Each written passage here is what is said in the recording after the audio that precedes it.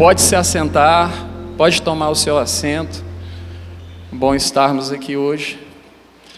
Vou ter o desafio e a responsabilidade, né?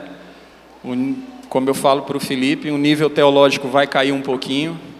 É muito bom ouvir o pastor Felipe sempre. A gente estava tendo um café da manhã ali com os novos. Para você que está chegando aqui na igreja, sempre que você preenche uma ficha que tem no bolsão aí da sua cadeira, informando que você quer fazer parte da igreja ou que você está tomando uma decisão por Jesus, a gente vai te convidar para um café de boas-vindas. E a gente tem sempre esse café no último domingo do mês. Mas é muito importante que você preencha a ficha para que a gente prepare o espaço de acordo com a demanda das pessoas e a gente possa, como eu estava dizendo para o pessoal, te perceber quando você entra na igreja. A igreja já não tem mais poucas pessoas. Eu tive um pastor, há muito tempo atrás, que ele dizia, enquanto a igreja tinha 300 pessoas, eu conseguia tocar as pessoas, falar com todo mundo, eu conseguia perceber no domingo quem tinha vindo e quem não tinha vindo. Eu conseguia identificar pessoas que usualmente estão na igreja, mas que naquele domingo não estavam. E eu conseguia ligar para elas para falar. Mas depois que passaram de 300 pessoas, eu não conseguia mais acessá-las. E esse café da manhã é uma forma da gente dizer para você, olha, a gente está vendo você chegando, você preencheu a ficha, e a gente tem um tempo para conversar, para falar um pouco da estrutura da igreja, quais são os próximos passos, para onde a gente está indo como igreja, como comunidade de fé. Também quero ir aproveitando isso também. Eu imagino que você não conheça, talvez você seja um visitante, você esteja aqui visitando a igreja pela primeira vez. Então eu queria te pedir, todos, vira ou para frente ou para trás ou para o seu lado. Se você não conhece a pessoa do seu lado, pergunta pelo menos o nome dela. Talvez você vá encontrá-la outras vezes. Se é parceiro, fala, tamo junto. Se é parceiro, tamo junto. Se não conhece, pergunta o nome. Bem-vindo. Se eu puder te ajudar em alguma coisa aqui, conte comigo. Vamos caminhar.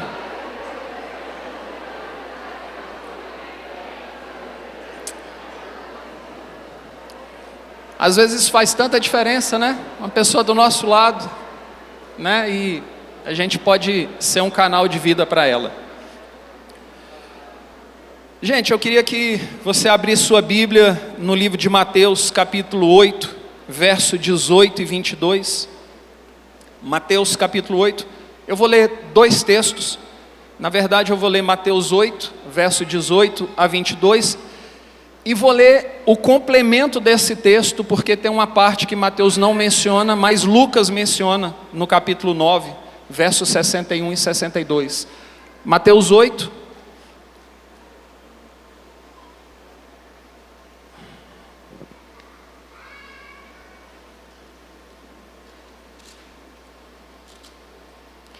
Mateus 8, a partir do versículo 18, verso 22. Diz o seguinte: E Jesus, vendo em torno de si uma grande multidão, ordenou que passassem para o outro lado. E aproximando-se dele um escriba, disse-lhe: Mestre, aonde quer que fores, eu te seguirei. E Jesus disse: As raposas têm covis e as aves dos céus têm ninhos, mas o Filho do Homem não tem onde reclinar a cabeça. E outro de seus discípulos lhe disse: Senhor, permite-me primeiramente que vá sepultar meu pai. Jesus, porém, disse-lhe: Segue-me e deixa os mortos sepultar os seus mortos. Lucas capítulo 9, verso 61, vai repetir esses dois primeiros versos, e ele vai mencionar, vai fazer sobre esse mesmo fato, ele vai fazer mais uma menção. Verso 61 de Lucas 9, vai dizer: Disse também outro: Senhor, eu te seguirei, mas deixa-me despedir primeiro dos que estão em minha casa. E Jesus lhe disse: Ninguém que lança a mão no arado e olha para trás é apto para o reino de Deus. O texto dessa mensagem hoje é aprofundando o nosso relacionamento com Deus. Eu entendo realmente assim que o cristianismo, nós entendemos, O cristianismo é uma jornada. O cristianismo não é um ponto de chegada simplesmente, mas é um caminho que precisa ser percorrido.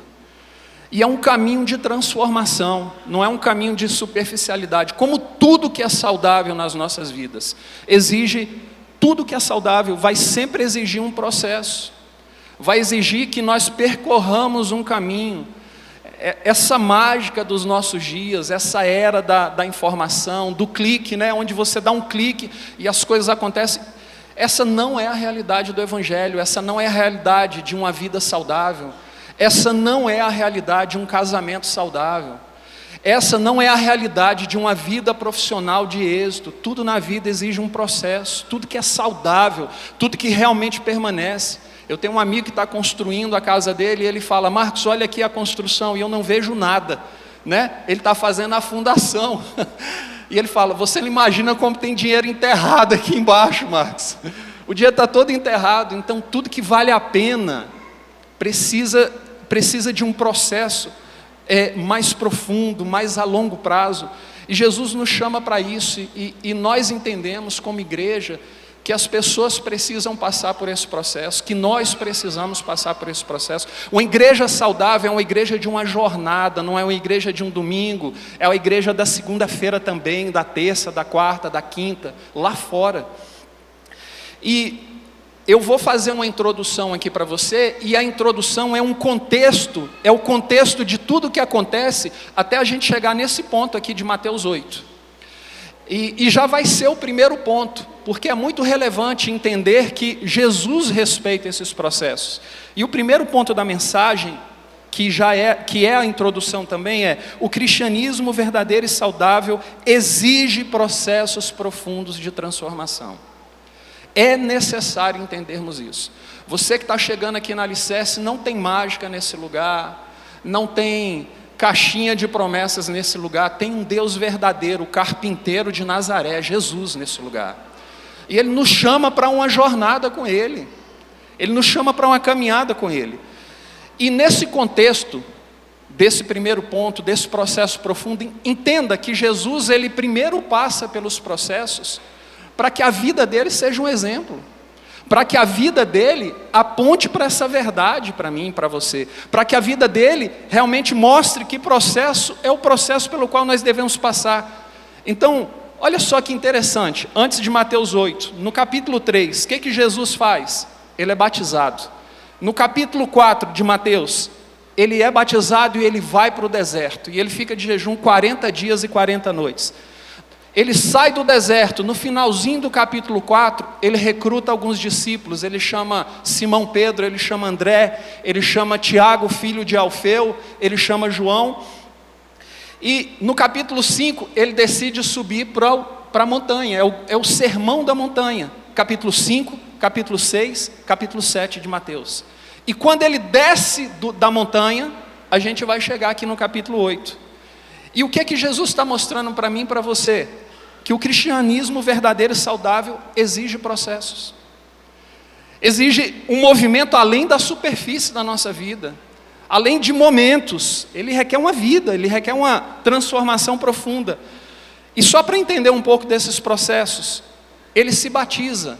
Porque o batismo, João vem preparando o caminho, a gente pregou uma série sobre isso, e está preparando o caminho para que Jesus viesse. João faz parte desse processo, prepara o caminho, Jesus vem, e Jesus cumpre os ritos, ele se batiza mesmo não tendo pecado. O batismo representa arrependimento, é uma declaração pública de uma decisão interna que eu tomei, sabe? E a nossa sociedade, ela está cheia desses ritos, ela está cheia de símbolos que nós temos diante dos homens, mas que tem valor diante de Deus. E para você entender como o batismo é tão significativo, a Bíblia vai dizer que quando Jesus foi batizado, os céus se abriram. Os céus se abriram. O Espírito Santo desceu na forma corpórea de uma pomba. O Paracletos, a presença de Deus, o Espírito Consolador. O Paracletos de Deus, a palavra grega, Paracletos, ou no latim, Parácletos, é aquele que conforta, consola, reanima, encoraja, intercede por nós. Perceba que O ato que para a gente às vezes pode ser um ato só simbólico, tem um valor espiritual, porque atos praticados em obediência a nível natural têm reflexos espirituais na nossa vida. Jesus se batiza, os céus se abrem, o Paracletos, o Espírito de vida vem sobre ele e se ouve uma voz dos céus: esse é o meu filho amado em quem me comprazo. Perceba como atos de obediência simples do cristianismo têm impactos nos céus da minha e da sua vida. Obediência simples. A Bíblia vai dizer que é melhor obedecer do que sacrificar. É melhor você ser obediente do que simplesmente prestar um serviço a Deus. Mas vamos caminhar aqui. Jesus se batiza, o Espírito de Deus desce sobre ele. Como nós precisamos do Espírito Santo. Como nós precisamos desse batismo do céu. Como nós precisamos desse Paracletos na nossa vida, para nos ensinar, para nos orientar, para nos guiar. Eu me arrisco a dizer que a gente não vai chegar ao lugar que Deus tem para a nossa vida, se a gente não for tomado por essa presença. Mas Jesus se batiza no capítulo 3, e ele não só se batiza, mas agora ele vai no 4 para o deserto, e ele passa 40 dias e 40 noites no deserto. Perceba como Jesus vai deixando um caminho a ser seguido, e aí ele está lá jejuando. A Bíblia vai dizer que ele nada comeu, não diz que ele nada bebeu, diz que ele nada comeu. E o que é o jejum? O jejum não é apenas deixar de comer, mas buscar um envolvimento mais próximo com Deus. O jejum, nós já falamos isso muitas vezes aqui, o jejum nunca vai mudar Deus, ele vai mudar a minha e a sua vida. É uma abstinência, é buscar um autocontrole, é dizer o seguinte: não é a minha carne que governa os meus passos e as minhas decisões, é o Senhor que governa, e eu estou disposto a matar a minha carne, e me aproximar de Ti, e estar mais sensível ao que o Senhor tem para mim, Te ouvir, receber, me calar, ser transformado, entender onde eu preciso mudar. É isso que o jejum promove na nossa vida, não é deixar de comer. Orar e jejuar nos permite invadir os céus, enfrentar inimigos com o auxílio de Deus, com as ferramentas que Deus nos dá. Porque Efésios vai dizer, Paulo vai escrever, a nossa luta não é contra a carne ou sangue. A gente tem que parar de lutar no natural e começar a entrar nas regiões celestiais, com a presença, com Paracletos em nós, através de práticas espirituais. Alguém disse certa vez que nós não somos seres naturais, nós somos seres sobrenaturais, tendo uma experiência natural aqui na terra. Ei, você não é desse mundo. Olha para você, não olha não precisa olhar não, né? Eu ia falar assim, de repente você olha para o seu irmão e fala: eu sempre achei que ele era parecido com um ET, que ele não era desse mundo. Ele não é desse mundo, eu não sou desse mundo. Você não é. Nós somos filhos de Deus, filhos do reino, tendo uma experiência nessa terra e manifestando o reino a outros, para que outros possam acessar esse reino. E Jesus vai para o deserto, constrói isso. No final do capítulo 4, ele recruta alguns, e aí ele sobe a montanha. Então vem o Sermão da Montanha, que talvez seja a pregação mais completa da história, abordando os mais variados temas e áreas da vida cristã. O Sermão da Montanha, a gente teve uma EBD maravilhosa, ainda no outro espaço, falando sobre o Sermão da Montanha. Ele vai tratar assim de dinâmicas da nossa vida assim inúmeras. Ele é um resumo de um cristianismo. Você pode meditar lá depois. Ele vai falar sobre propósito. Qual é o nosso propósito como igreja? Vocês são o sal da terra, a luz do mundo. Nós não somos o sal da igreja e a luz da igreja. Nós somos o sal da terra e a luz lá fora. A luz do mundo, a luz para pessoas que estão do nosso lado, para pessoas que estão quebradas, que precisam ver essa luz, mas a luz tem que estar aqui. A gente tem que cultivar a luz, o fogo arderá continuamente, o fogo tem que arder, tem que crescer, tem que produzir transformação na minha e na sua vida. Ele fala sobre práticas espirituais, ele ensina como jejuar. Quando você for jejuar, não faz uma cara de sofredor não é sobre isso não. Não é sobre o teu externo para os outros, não é sobre performance para os outros, não é sobre parecer cristão, é sobre ser transformado de dentro para fora.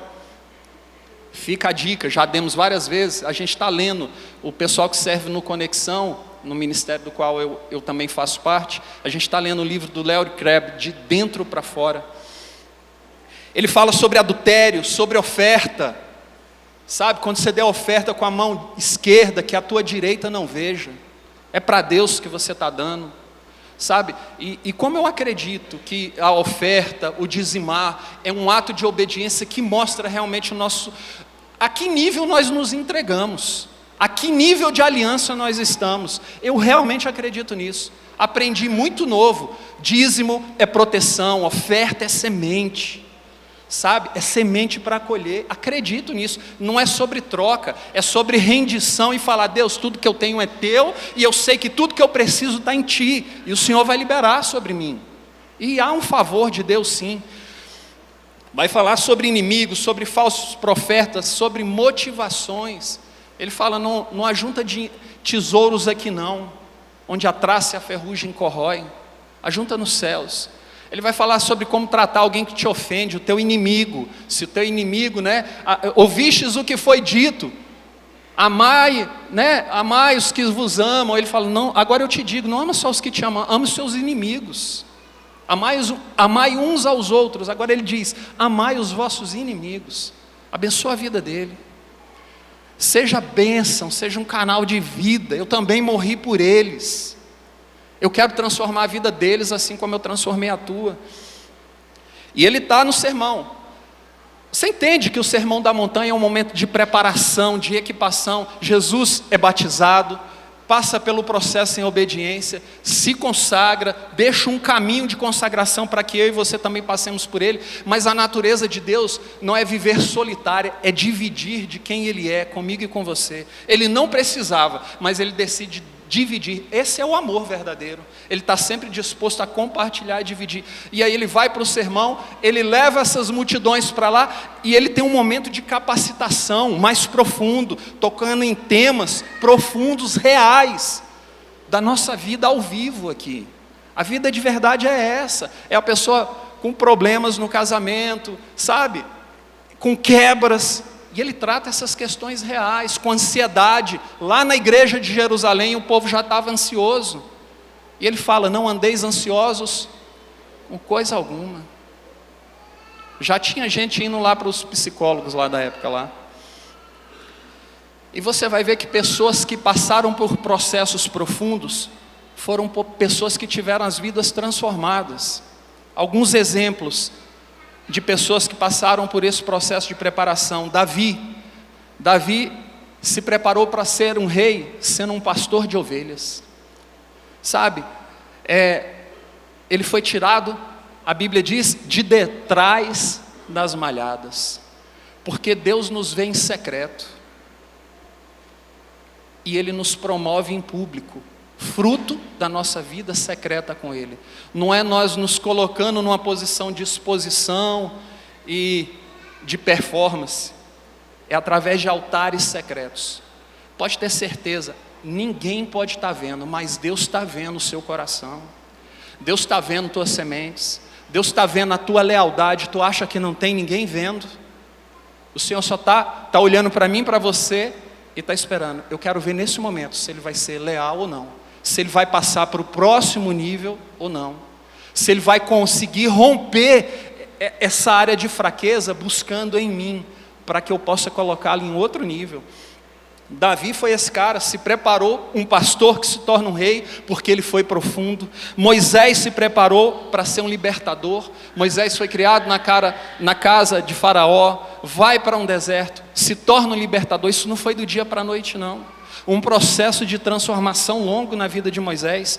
Paulo se converte, perseguidor da igreja, vai para o deserto, tem um tempo pessoal, secreto, construindo altares dele com Deus. Gente, ninguém pode tirar os nossos altares secretos que construímos em Deus. Ninguém. Um favor e uma graça de Deus vem sobre esse altar. Quando há sacrifício sobre o altar, vem o fogo de Deus, vem o favor de Deus. Quando há entrega, quando há sinceridade, quando há obediência, vem o favor de Deus. Enfim, Todo mundo que realmente teve uma experiência, que fez valer a sua vida cristã, foi profundo em Deus. Então Jesus começa a descer. E quando ele desce do Sermão da Montanha, ele está transbordando, amigo. Ele está cheio, ele está com paracletos, ele está em obediência, ele está alinhado, porque a Bíblia também vai dizer que em tudo ele foi tentado e em nada ele pecou. Ele está, cheio de Deus. E aí ele encontra com um leproso e a vida de Deus, a saúde do céu, toca o leproso e ele é curado. E aí vem um centurião e fala: Senhor, eu estou com um servo lá na minha casa, ele está doente, e eu sou homem que também dou ordens, dá só uma palavra, e eu creio que o meu servo será curado. Perceba o poder de uma palavra que sai do coração de Deus para mim e para a sua vida. Perceba o poder que essa palavra tem. Jesus dá uma palavra, e a palavra chega, e a palavra cura, e Jesus fica sabendo que na hora que ele liberou a palavra, o servo foi curado, lá na casa do centurião. Deus tem uma palavra para mim e para você, amém? De vida. Ele tem uma palavra inteira, ele tem um livro inteiro de palavras de vida para mim e para você. É aqui, a gente tem que gastar tempo com isso aqui, a gente tem que se encher disso daqui, a gente tem que abrir o coração para isso. São muitos os inimigos que nos impedem disso, que tentam nos impedir, desanimar, sabe? Deixa para depois eu vejo, fazer disso uma obrigação. Mas isso aqui é a revelação da vida de Deus para mim e para você. É o verbo encarnado aqui, que quando você vai com o coração pedindo, falando, Espírito Santo de Deus, mostra as verdades, deixa essas verdades entrarem dentro de mim, e tocar a lepra da minha vida, e sarar as doenças que estão dentro de mim, vão sarar, pode ter certeza. E aí Jesus desce, ele está cheio, e as coisas começam a acontecer. Ele quer nos encher, para que as coisas aconteçam na minha e na sua vida. E as multidões se aglomeram. Capítulo 8 vai dizer que as multidões começam a se aglomerar novamente ao redor dele. E ele entende que é hora de passar para um nível mais profundo ainda. No primeiro ponto nós entendemos que uma verdadeira vida cristã, uma vida saudável, ela precisa de processos profundos de transformação. Jesus vai deixando um exemplo desses processos. E agora, com as multidões de novo atrás dele, ele vai para outro nível. Ele vai para um nível mais profundo. Porque Jesus não se impressiona com multidões. Ele não se impressiona com aglomerações. Tem uma frase aqui que o pastor Felipe falou no dia da inauguração dessa igreja, nesse novo local, que assim para mim significa realmente o coração dele, para onde nós estamos indo. E ele disse: nós não queremos ser maior do que nenhuma outra igreja, nós não queremos ser melhor do que nenhum outro lugar, nós queremos ser fiéis. Queremos ser fiéis a essa verdade. E Provérbios vai dizer: o fiel será cumulado de bênçãos. O fiel será cumulado de bênçãos. Não é porque ele corre atrás das bênçãos, é porque ele é fiel. E Jesus decide ir para outro nível. Ele fala: eu não quero multidão, eu quero discípulos, eu quero pessoas transformadas, eu quero pessoas que realmente entendem para onde nós estamos caminhando. Algumas pessoas também, existem alguns exemplos de pessoas também que foram para outros níveis. Abraão saiu de pai exaltado para pai de grande multidão. Jó saiu da condição de alguém que conhecia Deus só de ouvir falar, para no final da vida dele ele falar: agora os meus olhos te veem. Davi novamente sai de pastor a rei. Os discípulos saem de pescadores de peixes. Gente, os discípulos eram pescadores de peixes e se tornam pescadores de homens. Atos vai falar que eles são os transtornadores do mundo. Eles modificam ambientes onde eles chegam, o reino de Deus chega com eles. E o segundo ponto da mensagem nesse processo, entendendo o primeiro ponto, que a gente tem que ir mais profundo, quando Jesus vai para o outro lado, para o outro nível, para outra margem, ele vai mais profundo ainda. E aí chega um escriba e diz para ele: Senhor, eu vou andar contigo aonde quer que tu fores. E o segundo ponto é: até onde estamos dispostos a ir? Até onde realmente estamos dispostos a ir? Você e eu aqui hoje, até onde nós estamos dispostos a ir na nossa caminhada cristã? Até a primeira decepção? Até a primeira pessoa me chatear aqui na igreja? Até eu me cansar? É sobre o quê? Quais são as nossas motivações reais? E ele fala: eu vou contigo aonde você quiser. E eu gosto da assertividade de Jesus, porque ele é direto, mas é porque ele não perde tempo, ele não quer perder tempo, não é porque ele quer ser mal educado, ele não vai perder tempo. E ele fala: olha, as raposas têm covis, as aves dos céus têm os seus ninhos, mas eu não tenho onde nem reclinar a cabeça. E o ponto aqui é, ele confronta as motivações de quem estava seguindo ele. Ele confronta as nossas motivações. Porque motivações corretas estabelecem um caráter íntegro que libera o nosso propósito e destino. Motivação correta, caráter íntegro, firme. Caráter íntegro e firme libera propósito e destino. A gente avança na vida. A gente vai para o lugar certo. As coisas acontecem quando as motivações aqui dentro são corretas. E alguém já disse, a gente pode errar na forma, mas a gente não pode errar na motivação. Aqui na igreja, talvez a gente erre tentando acertar na forma, no modelo, sabe, na estrutura, e a gente está disposto a refazer esse caminho e tentar fazer da forma correta. Mas na forma, inegavelmente, a gente vai errar. Gente, eu erro na forma na minha casa quase todos os dias. Às vezes você quer dizer uma coisa e você acaba falando outra. Você queria fazer uma coisa, mas assim, se a motivação estiver correta, a gente vai chegar lá. A gente vai ajustar a forma e as coisas vão acontecer. A gente não pode errar aqui, ó, no coração. Porque Ele quer que a gente vá até o fim com as motivações certas. E quem é que chega até o fim? Alguém que não retrocede. Hebreus vai falar: o meu justo viverá pela fé, mas se ele retroceder, a minha alma não se compraz. Quem vai chegar até o fim? Quem é capaz de dizer não às suas próprias vontades e desejos. Caim, quando oferece o seu sacrifício e não é aceito, em Gênesis capítulo 4, verso 7, o Senhor vai dizer para ele: não é certo que se procederes bem, você será aceito. Todavia, se você proceder mal, com a motivação errada, o pecado já está à tua porta. O teu desejo será contra ti, mas a ti, olha que legal, mas a ti cumpre dominar o seu desejo. Nós podemos dominar o nosso desejo. Salmo capítulo 32, verso 9 diz: não seja como um cavalo e uma mula, que precisa de um cabresto para ser dominado. Nós não somos animais. Nós somos filhos de Deus, amém? Nós podemos controlar, dizer sim e dizer não. Quem vai até o fim? Quem é capaz de perdoar. Mateus 6. Gente, o perdão é liberação. É liberação. É liberação de peso, de carga, sabe? De coisas que não devem mais estar na nossa vida e que vão pesando na caminhada. O perdão é princípio fundamental para chegarmos até o fim. Quem vai chegar até o fim? Quem se abre para o novo.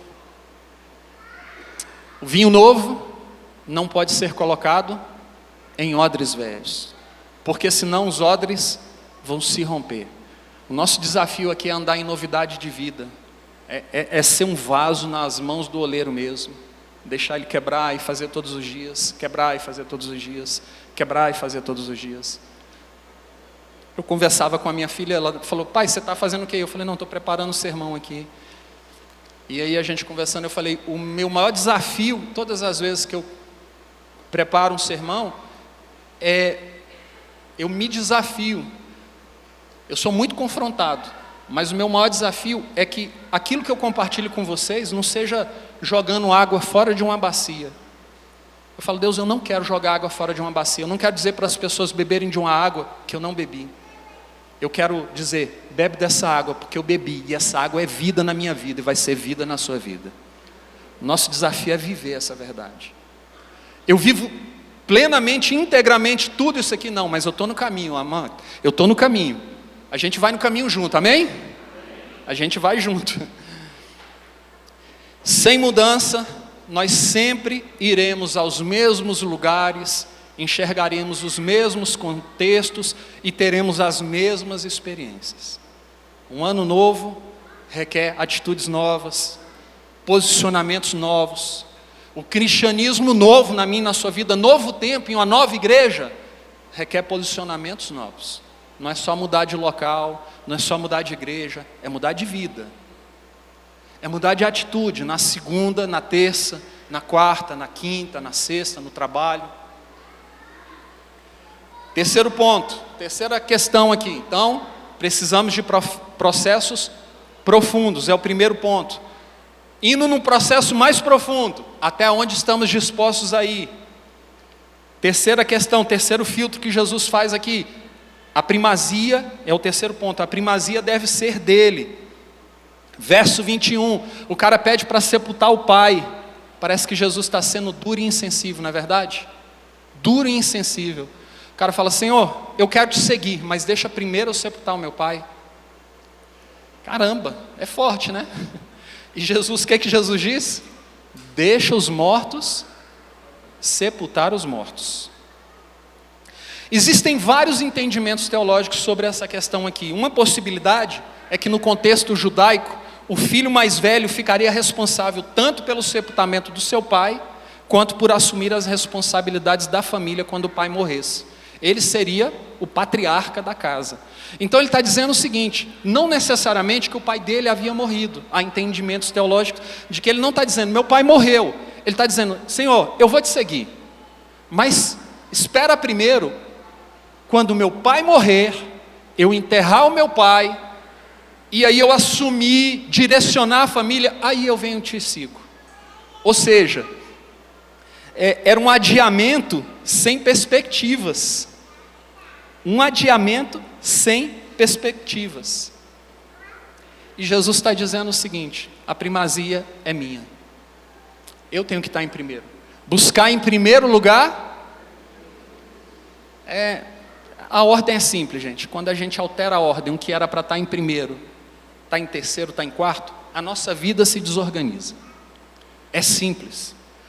O que é em primeiro lugar deve estar sempre em primeiro lugar na minha e na sua vida. O que é o primeiro tem que estar sempre em primeiro lugar. Não há negociação com isso. Não há organização, não há fluir quando nós alteramos as ordens. E eu quero fazer duas observações aqui. As coisas certas podem estar ocupando o lugar errado em nossa vida, em nossos relacionamentos. A coisa certa, a família, os filhos, o marido, a esposa, a coisa certa que Deus nos deu, o trabalho que você orou, o ministério que Deus te deu, a coisa certa pode estar ocupando o lugar errado.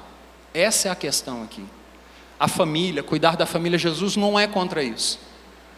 Toda a noção do cristianismo é de corpo, de família, de unidade, de comunhão. Mas a coisa certa não pode ocupar o lugar errado na minha e na sua vida. E a gente tem que olhar para dentro da gente e nessa manhã e se perguntar, tem alguma coisa ocupando, tem coisas que Deus me deu que estão ocupando o lugar errado? E o outro ponto é, tudo aquilo que você não é capaz de entregar se torna um ídolo na sua vida. Tudo aquilo que você não é capaz de entregar se torna um ídolo na sua vida. E quarto e último ponto, desvencilhe-se do passado e tenha cuidado com as distrações. E aí a gente vai lá para o texto de Lucas, né? Que é a terceira menção, a terceira pergunta, o terceiro seguidor, né? Que é mencionado só em Lucas, não em Mateus. Porque ele diz, eu te seguirei, mas deixa primeiro eu me despedir dos que estão na minha casa. E Jesus diz, ninguém que lança a mão no arado e olha para trás é apto para o reino de Deus. Também é meio complicado, todas as vezes que eu leio esse texto eu tenho uma certa dificuldade de entender, mas pensando na resposta de Jesus, quando ele diz, ninguém que põe a mão no arado e olha para trás é digno do reino, eu entendo que Deus está falando para a gente, olha, as coisas do passado têm que ficar lá no passado, as coisas que passaram. Você quer me seguir agora, nesse caminho aqui que está indo para frente? Deixa as coisas para trás. Deixa o resto lá, eu vou cuidar, eu sou Deus. A grande verdade, sendo bem honesto, eu entendo que algumas coisas que Deus vai nos pedir ao longo da jornada, ninguém vai entender. Ninguém vai entender. Se você tentar explicar para alguém algumas coisas que Deus vai falar pessoalmente com você, ninguém vai entender. Fala para mim, quando Deus fala para Abraão, lá em Gênesis 22, Abraão, pega Isaac, teu único filho, o filho da promessa, vai lá e sacrifica. Você acha que Abraão foi lá e falou para Sara? Amigo, se ele tivesse falado, ele tinha morrido ali na hora. Sara tinha matado Abraão na hora. Pensa, você vai matar o meu filho, como é que é? Tu tá doido? Bebeu, Abraão. Estava na bagunça e agora está falando que Deus te disse isso. Ele pega os servos, pega o jumentinho, pega Isaac e vai lá. E ele vai em obediência. E no final você descobre que Deus não queria Isaac. Deus queria o coração de Abraão. Porque Abraão talvez tivesse colocado Isaac acima de Deus. E tudo aquilo que está entre nós e Deus precisa ser sacrificado. Enfim, sempre que houver algo entre nós e Deus, isso deve ser sacrificado. E aqui eu considero essa questão de não olhar para trás, para o passado, para as coisas que ficaram, mas eu considero também as distrações. Porque eu ouvi alguém falando o seguinte, eu ouvi um pregador dizendo certa vez, que quando você pega, e o arado era manual, você segura, né, os animais preso num animal, e você vai arando a terra, e ele fala que se você pegar no arado e olhar para trás, você vai perder a noção de onde você está levando o arado. E você pode começar a entortar, entrar numa parte que você já arou. E isso tem a ver com distrações na minha e na sua vida. Porque as distrações, elas agem de forma lenta, silenciosa, mas podem nos levar para lugares distantes ou lugares sem volta na minha e na sua vida. É isso que uma distração pode fazer. O que tem sido distração na minha e na sua vida? Eu já compartilhei aqui uma vez, um amigo meu, pastor, ele falou: Marcos, eu tomei uma decisão na minha vida, porque eu entendi que o Instagram é uma distração na minha vida. Eu fiz um compromisso. Eu não acesso uma página do Instagram sem primeiro ter tido o meu tempo devocional com Deus. Eu não acesso. Ou eu faço isso, ou então eu passo horas ali e acabo não fazendo aquilo que eu deveria ter feito, que era ter o meu tempo com Deus. As distrações agem de forma lenta, silenciosa, mas podem nos levar a lugares distantes ou até mesmo sem volta. Precisamos olhar para frente.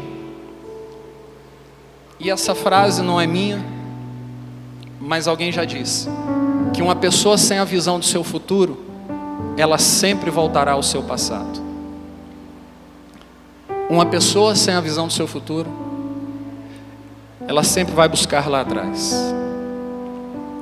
Mas eu te digo com toda certeza nessa manhã, o Senhor tem vida e vida abundância, vida em abundância para mim e para você. Ele tem novos horizontes. Ele tem uma terra. Sai da tua terra, da casa da tua parentela e vai para a terra que eu te mostrarei. Eu abençoarei os que te abençoarem, eu amaldiçoarei os que te amaldiçoarem. Em ti serão benditas todas as famílias da terra. Essa é a bênção de Abraão que ecoa até nós. Nós somos famílias benditas de Deus por causa da obediência de Abraão lá atrás. E Deus quer que a gente propague essa vida. Eu sei que Ele não chama para uma vida, não chama para uma reunião de domingo, não chama, simplesmente. Esse momento aqui Ele é poderoso, eu acredito nesse momento.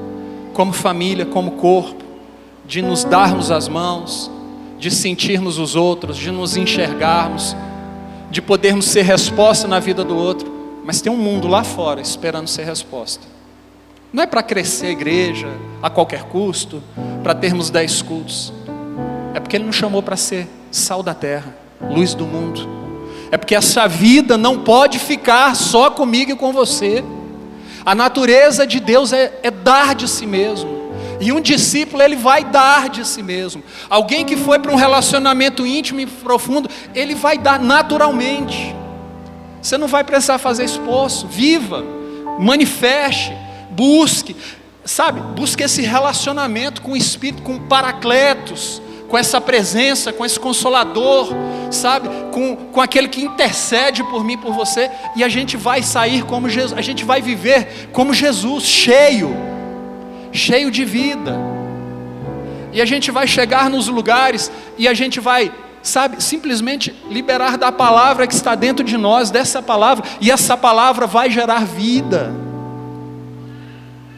porque ela é viva e eficaz, mais cortante que uma espada bigúmia, apta para discernir pensamentos e propósitos, dividir almas e medulas, juntas e medulas, sabe, para trazer vida, saúde, para trazer salvação,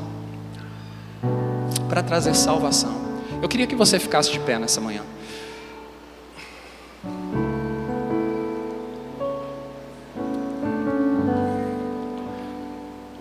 O profeta vai dizer: buscar-me-eis e me achareis, quando você me buscar de todo o teu coração. Como eu acredito que Deus quer se manifestar de uma forma nova na nossa vida. Como eu acredito que Deus quer mudar realidades. Porque o Filho de Deus veio ao mundo para desfazer as obras de Satanás. Ele veio para desfazer as obras do diabo. Ele não veio só para a gente ficar aqui guardado. Ele veio para manifestar essa vida através de nós, através da nossa comunhão, através do nosso cuidado, através da sua palavra, através da adoração. Mas Ele veio para desfazer as obras do diabo. Ele não veio nos propor uma nova religião, uma nova igreja. Ele veio desfazer as obras do diabo. Ele veio manifestar o reino dele. Feche seus olhos. Senhor, nós te oramos nessa manhã. Pai, nós não queremos viver na superfície, Deus, como temos vivido muitas vezes na superfície. Senhor, nós queremos ir mais fundo no Senhor. Nós queremos aceitar o teu processo. Nós queremos, sabe, seguir os teus passos de obediência. Obediência que move os céus, Deus, que move os céus a nosso favor. Nós queremos te pedir perdão nessa manhã pelos atos de desobediência, pelas quebras, pela superficialidade, por, ao invés de te dar a primazia, sabe, te dar o que resta muitas vezes. E nós queremos poder ser transformados como tantos homens, e queremos poder falar como Jó, Deus. Antes eu te conhecia de ouvir falar, mas meus olhos te veem na vida da minha família, dos meus filhos ao meu redor, te veem se manifestando. Sabemos que andar contigo não vai nos isentar de desafios, enfrentamentos, mas nós oramos, Espírito de Deus, Paracletos, vem sobre nós, vem sobre a Batista Alicerce nessa manhã, Deus. Olha para os teus filhos que, sabe, olha para cada um que decide nessa manhã, olha para a minha vida e para a vida de cada um que decide nessa manhã, e para um mergulho mais fundo, mais profundo, mais íntimo. Visita em cada momento de oração, sabe, no secreto, vem sobre nós, traz experiências novas, traz da realidade do céu sobre as nossas vidas, e que essa realidade se manifeste, trazendo salvação, vida e transformação. Transforma nessa manhã relacionamentos aqui, Deus, que estavam na margem. Nós queremos passar para o outro nível, Deus. Nós queremos ir para o outro nível. Nós queremos ir mais fundo. Até onde nós queremos ir? Nós queremos ir até o fim contigo, Jesus. Nós queremos experimentar. E o fim contigo não acaba, porque o domingo pela manhã chegou, o Senhor ressuscitou, Deus. E o Senhor tem uma nova vida para nós. Deus, eu abençoo cada um aqui nessa manhã. Abençoo cada jovem, cada adolescente, cada família, cada visitante nesse lugar. Que nós possamos viver tudo que o Senhor tem para nós. Em nome de Jesus, amém.